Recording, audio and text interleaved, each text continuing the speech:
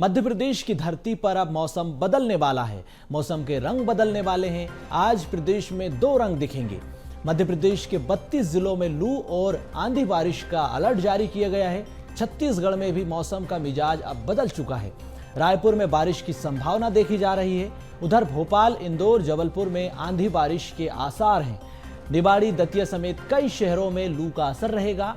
10 से 12 जून तक प्रदेश में मानसून दस्तक दे सकता है। तो भीषण गर्मी के बीच मानसून की दस्तक राहत भरी है, उम्मीद भरी है। और जिस तरह से लोग भीषण गर्मी का सामना कर रहे थे, हालांकि अभी भी कई जिलों में लू की संभावना है, लेकिन एक बड़े तबके को, एक बड़े हिस्से को प्रदेश के यहाँ पर कहीं ना कहीं अब ठंडक मिलेगी। तो रायपुर में भी तापमान जिस तरह से बढ़ा है, लगातार अब उसमें अब ठंडक घुल सकती है। तो उधर छत्तीसगढ़ में भी मौसम ने करवट बदल ली है। भीषण गर्मी के बाद देर रात प्रदेश के कई जिलों में बारिश हुई है। रायपुर में तापमान 42.2 डिग्री दर्ज किया गया। प्रदेश में कुछ स्थानों पर तेज हवा और गरज चमक की संभावना देखी जा रही है। तो छत्तीसगढ़ के अलावा आपको बताएं कि देश भर में अब मौसम बदल रहा है। छत्तीसगढ़ में भी मौसम बदला है। रायपुर में भी बारिश की संभावना देखी जा रही। तो प्रदेश के कुछ स्थानों पर तेज हवा और गरज चमक के साथ बारिश है। उधर मध्य प्रदेश के निवाड़ी, दतिया समेत कई शहरों में लू का असर है। तो दो प्रदेश के दो रंग, कहीं पर धूप, कहीं पर छाया, कहीं पर बारिश की संभावना, तो कहीं पर लू का अलर्ट। इस बीच मध्य प्रदेश के 32 जिलों में लू और आंधी बारिश का अलर्ट है। भोपाल, इंदौर, जबलपुर में आंधी बारिश के आसार जताए जा रहे हैं। मौसम विभाग ने इसको लेकर अलर्ट जारी कर दिया है।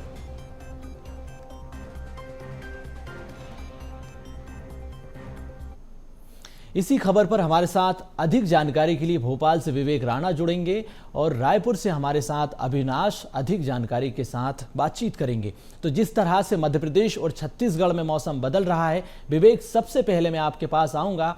मध्य प्रदेश के 32 जिलों में लू, आंधी बारिश का अलर्ट है। जनता अलर्ट पर है। भीषण गर्मी के बाद राहत की उम्मीद बारिश से।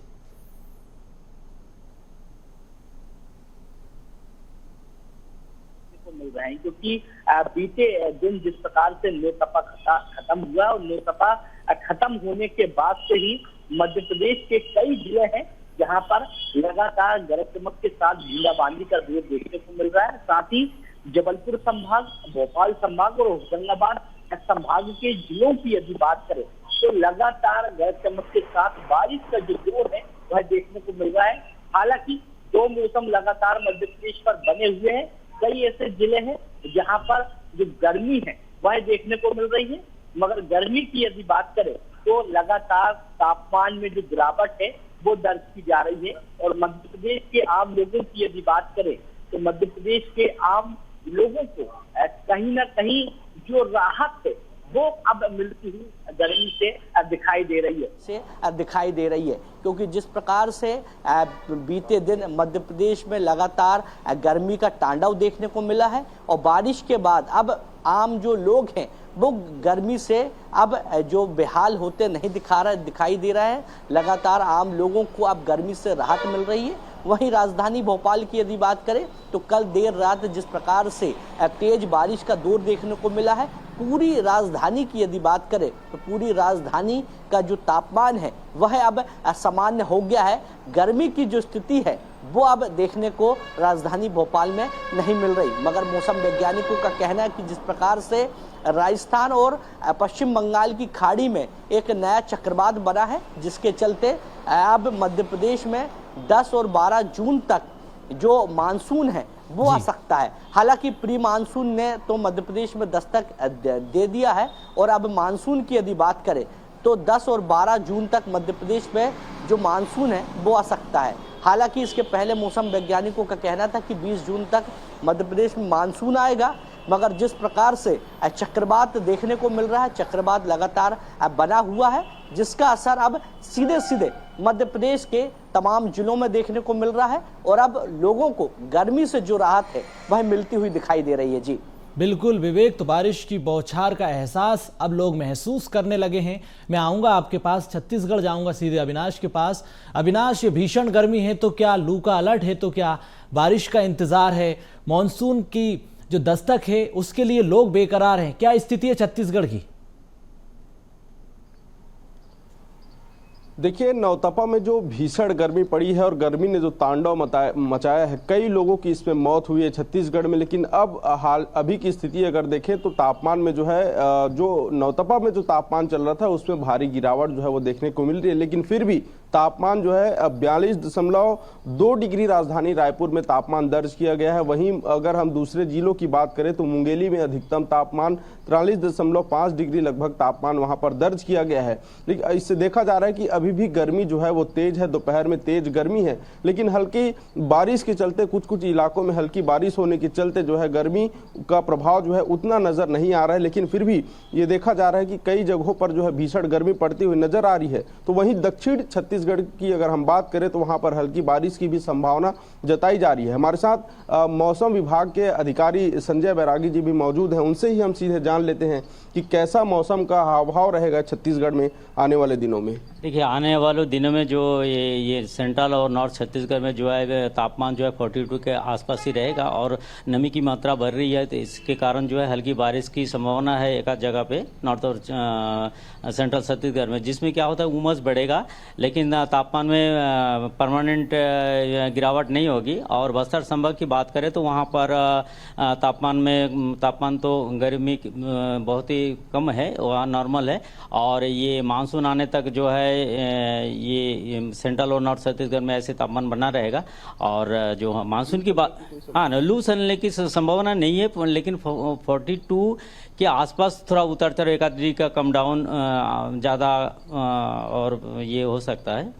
छत्तीसगढ़ में मानसून कब दस्तक देगी? देखिए, छत्तीसगढ़ में मानसून जैसे केरल में समय से पहले 30 तारीख तक दस्तक दे चुका था, तो अभी जो है छत्तीसगढ़ में अब 3 से 4 दिन के अंदर बस्तर संभाग में दस्तक दे सकता है। तो निश्चित तौर पर तापमान अभी भी अपने ऊंचे पायदान पर है। 42.2 डिग्री राजधानी रायपुर में दर्ज किया गया है। ऐसे ही कई अन्य जिले हैं जहां पर तापमान 43 डिग्री तक पहुंच चुका है, बिलासपुर में, मुंगेली जिले में। लेकिन अब समय से पहले मानसून दस्तक देने के बाद जो है मौसम विभाग के अधिकारी करते हुए नजर आ रहे हैं। वहीं सुबह से ही मौसम में हल्की बदली जो है राजधानी रायपुर समेत प्रदेश के कई इलाकों में नजर आ रही है और हल्की बारिश और अधड़ चलने की भी संभावना जो है मौसम विभाग के द्वारा बताई जा रही। तो कहीं ना कहीं तेज गर्मी, लेकिन थोड़ी राहत भी अब इस गर्मी जून के महीने में मौसम ने दी है। जी बिल्कुल अविनाश, मैं आऊँगा आपके पास। तो जिस तरह से छत्तीसगढ़ में मौसम बदला है, मध्य प्रदेश में भी पानी की बूंदें और आंधी तूफान का अलर्ट विवेक हम देख रहे हैं। 32 जिलों में ये अलर्ट है। प्रशासन की क्या तैयारी है? नदी नाले कब उफान पर आ जाएं कोई पता नहीं, क्योंकि बारिश का अलर्ट है। और प्रशासन ने नदी नालों की साफ सफाई, तालाब संरक्षण का जो काम चल रहा है, जो एहतियात नगर निगम की टीम बरतती है, उसकी क्या स्थिति है, उस बारे में क्या जानकारी है?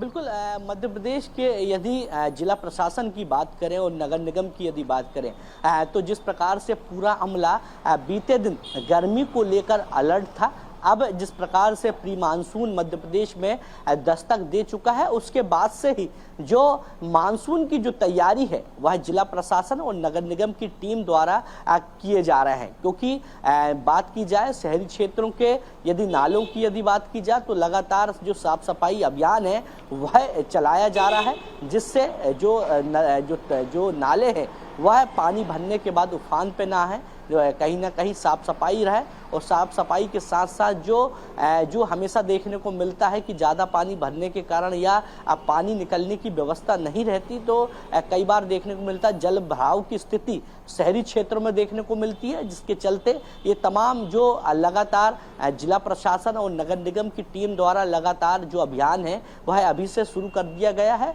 वहीं बात की जाए मध्य प्रदेश सरकार की, तो सरकार द्वारा अब जो जल स्रोत है उनके पुनर्जीवन के लिए जो गंगे जो अभियान है उसकी भी आज से शुरुआत की जा रही है, जिससे जो ऐसी नदियां हैं, जो ऐसे जल स्रोत हैं जो कहीं ना कहीं भीषण गर्मी के चलते पूरी तरह सूख चुके थे, उनको भी अब गहरीकरण किया जाएगा। और गहरीकरण करने के साथ साथ उनको एक नया जीवन दान मिलता हुआ दिखाई देगा।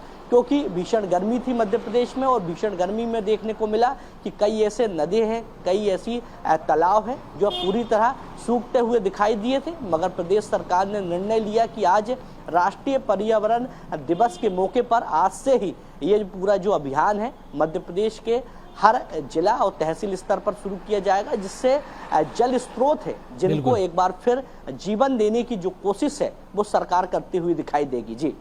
जी बिल्कुल विवेक, तो मौसम में नमी के बीच नमामि गंगे अभियान की शुरुआत आऊँगा आपके पास। छत्तीसगढ़ के विकास पर बात करेंगे, क्योंकि नाली निकासी पर जिस तरह से विकास की परतें चढ़ चुकी है अविनाश, नालों की सफाई कब क्या होगी इसकी कोई जानकारी नगर निगम के पास, और अभी क्या अभियान चलाया गया है छत्तीसगढ़ में, प्रशासन की क्या तैयारी है सफाई को लेकर, नालों को लेकर, जल संरक्षण को लेकर, तालाब संरक्षण को लेकर?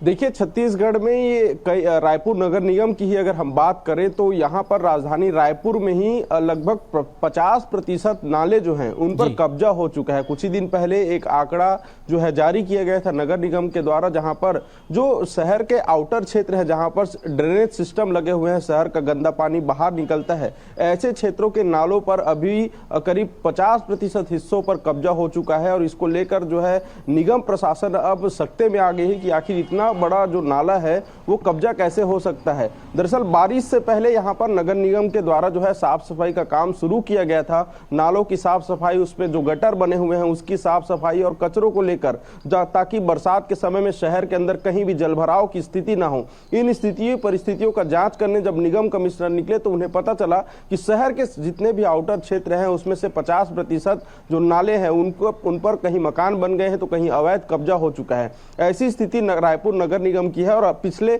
10 सालों से अगर रायपुर नगर निगम की अगर हम बात करें तो कई ऐसे क्षेत्र हैं जहां पर जलभराव की स्थिति पिछले लंबे समय से होती आ रही है। हर साल बरसात से पहले साफ सफाई अभियान बड़े जोरों शोरों से चलाया जाता है, अभी भी अभियान चल रहे हैं, सभी नालों की सफाई की जा रही है। जिन शहर के जो हृदय स्थल क्षेत्र हैं, जय स्तंभ चौक, घड़ी चौक जैसे क्षेत्र में जो नाले हैं उन पर उनको खुदाई करके जो है उन पर बड़े नाले बनाए जा रहे हैं, ताकि बरसात से पहले यहाँ पर जो जलभराव की जो स्थिति राजधानी रायपुर के हृदय स्थल में देखने को मिलती है उन तमाम समस्याओं से जो है समाधान पाया जा सके। लेकिन बात यह है कि रायपुर नगर निगम की ही हम बात करें या प्रदेश के कई अन्य नगर निगमों की बात करें तो हर साल सफाई अभियान और इस तरह के मेंटेनेंस कार्य पर करोड़ों रुपए खर्च किया जाता है। लेकिन जब तेज बारिश होती है तो ये जितने भी नगर निगम के पोल हैं वो सीधे तरह खुलते हुए नजर आते हैं, और यही वजह होती है कि राजधानी रायपुर में जलभराव की स्थिति बनती है। इसके साथ ही प्रदेश के कई इलाकों पर जलभराव की स्थिति बनती है। कुछ ही दिन पहले आपदा प्रबंधन की भी बैठक हुई है, अविनाश, जहां तो पर जो आपने एक जानकारी दी कि नाला निकासी पर जिस तरह से विकास की परत चढ़ चुकी है, कंक्रीट के जंगल नालों पर तैयार हो चुके हैं, बड़ी बड़ी इमारतें बना ली गई हैं। बहुत शुक्रिया अविनाश आपका भी, विवेक आपका भी।